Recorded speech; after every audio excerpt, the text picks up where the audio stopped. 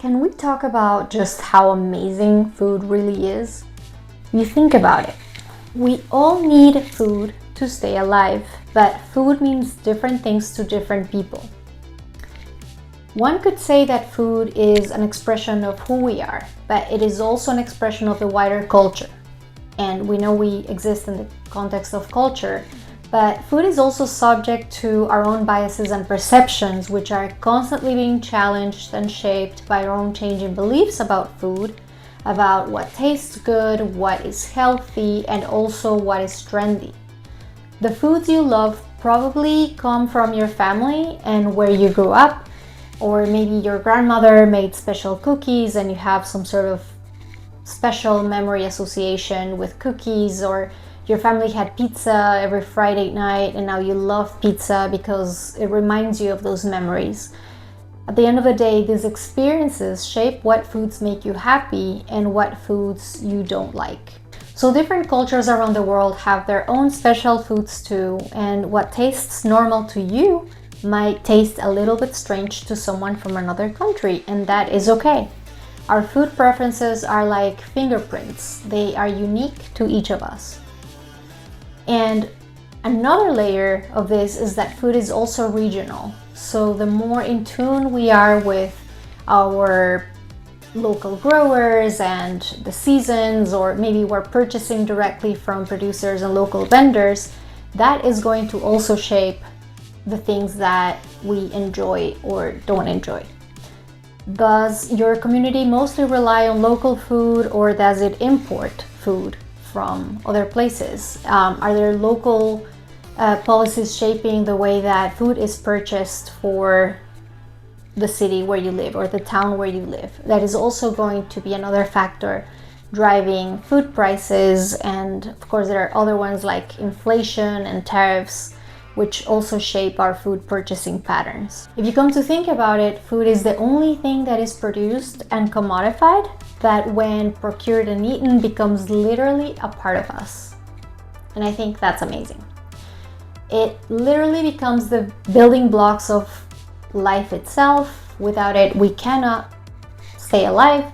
Yet most people would not be able to explain how food is metabolized and converted to energy in simple terms. When I went through my own experience dealing with chronic digestive issues, including gastric acid reflux and all these other things, I started asking myself why I didn't know more about the food I was eating. What was it that I was doing that was potentially causing me to feel this way? And there was nothing really wrong or different between how I was eating versus how my fellow classmates and peers were eating back then. This was during my early college years, but it was obvious that something wasn't right. So I started asking myself these questions, and I also noticed that I was copying what others were doing. So if they were buying frozen meals to be able to pull an all-nighter, then I would be out there buying frozen meals and doing stuff like that, which I normally hadn't done up until that point.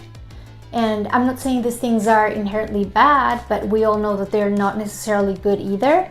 And I think it was the frequency of it that was really messing up with me, and it was so different for me that my body resented it. And I think to this day that the fast food combination, which was a daily thing, I mean, I was eating so much fast food back then. A lot of it was late night eating because I had a crazy schedule. I went to media school and some of our classes were scheduled at 3 a.m., 4 a.m. So it really was difficult to stay on a regular schedule. And at the same time, I was going through life-changing family events. We were really going through it. And I think that that combination is what really had a negative impact on my health. As much as I try to figure out how I could take better self,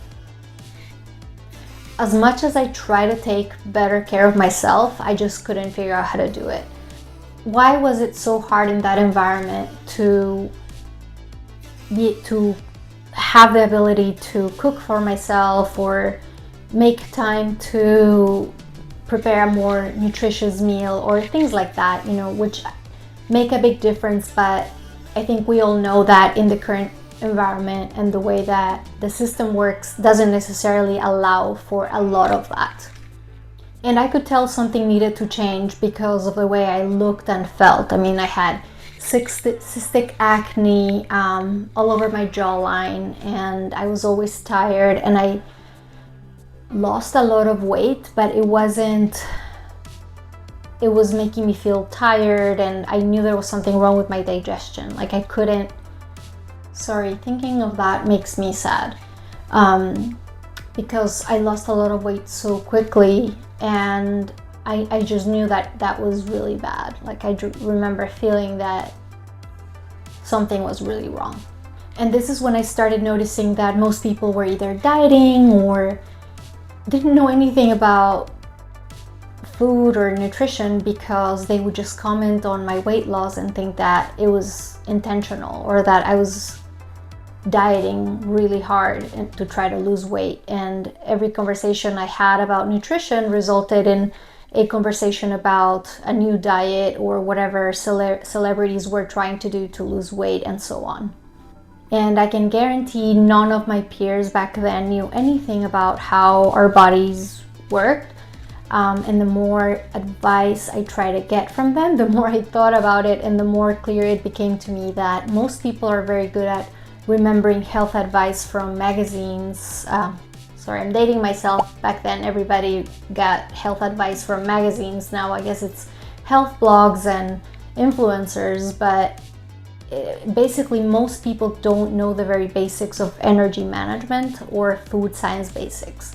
And yeah, that became more and more clear to me over time. And just for fun, if I were to ask you right now, what is a calorie? We talk about calories all day long, but could you define what a calorie is, or what a protein is, or what a carbohydrate is? And I hope I don't offend anyone watching this, because I'm just trying to make a point, and that is that I want to share what I have learned with you, and hopefully explain how our body uses food energy in simple terms, because it is so important with all the misinformation being shared with a click of a button. I think it matters so much that we all have a foundational layer of nutrition education that we can build upon, so that we don't fall prey to unethical content creators and vendors using fear tactics and basically manipulation techniques to appeal to people that truly do care about their health and their body, and they're doing this just to make a quick buck. And I am seeing just how much people are following these creators and supporting them, and yeah, that's gotta change. And also, I'm not saying that we should be memorizing all these definitions and that's going to be the end all be all to end misinformation, but I do think that to understand our bodies at a basic level and understand how we get energy from food is going to make a huge difference in how we relate to food, because that is going to take us from understanding food from the marketing side of things and how food has been sold to us through ads and TV ads and essentially marketing language, and really start using science language to define some of these things. Like going back to my example about calories. Calories can sound very scary to a lot of people. We avoid calories, we cut calories, and calories are just a unit of energy. And by definition, a calorie is the amount of energy that it takes to raise the temperature of 1 gram of water by 1 degree Celsius. And it's if we are able to break things down to that level, they become less scary. They become concepts that we can grasp, that we don't have to avoid, and we can stare at it, we can talk about it, because we know what it is. And we can start separating fact from fiction and make better decisions for us and the people we love. I do believe from the bottom of my heart that this is the kind of knowledge that can set your life in a new direction, especially if you have a bad relationship with food currently. I wish when I was in high school they hadn't stopped that the mitochondria is the powerhouse of the cell, because clearly we all know that part and we needed the sequel. And I also hope that if this kind of content interests you, I hope you can lock in and stick around. And if you're looking for practical advice on how to manage your weight or start a training program, there are amazing content creators out there that are doing such a great job at showing you exactly what they do to achieve results. And I think that is great complementary information to what I'm trying to do here. For that, you don't need to know definitions or processes. And by the way, shout out to Madeline Raskan. I love her. I follow her for fitness advice. I really like her personality and her kind of no-nonsense approach to fitness. I also like Dr. Mike Diamonds. He has very clear explanations about exercise biochemistry, so I would recommend those two creators. But you know, also, if you're like me and you're still watching this, then you know that it is not enough to just blindly follow advice or do what people tell you to do. If you enjoy learning for the sake of learning and you need to know the why carbohydrates are the preferred energy source for our cells, then I hope you stick around. And there's so much information that we're going to cover that I hope you find helpful. We're going to talk about brain health, metabolism, energy management, of course, lots of definitions, and hopefully get you to see that energy management is just that. Calories don't exist to make you fat, they exist to give you energy. And it's just like reading, right? Learning how to read is built little by little. Your capacity to learn reading and comprehension skills, for that you need to be able to practice and repeat certain concepts over and over. You need to know the alphabet before you can learn how to read. I'll break down all these beautifully integrated processes in simple terms so you can apply these concepts in real life. I'll also start giving you summaries in PDF form that you can download if you ever want to review at your own pace. Let me know if that's helpful, and I hope you get ready because I'll be posting the first video on this series tomorrow as soon as I finish editing. I'm just waiting for it to cool down. As you can see, it's very sunny in here. It's been hot, and yeah, so I just wanted to record this video, and I'll see you then.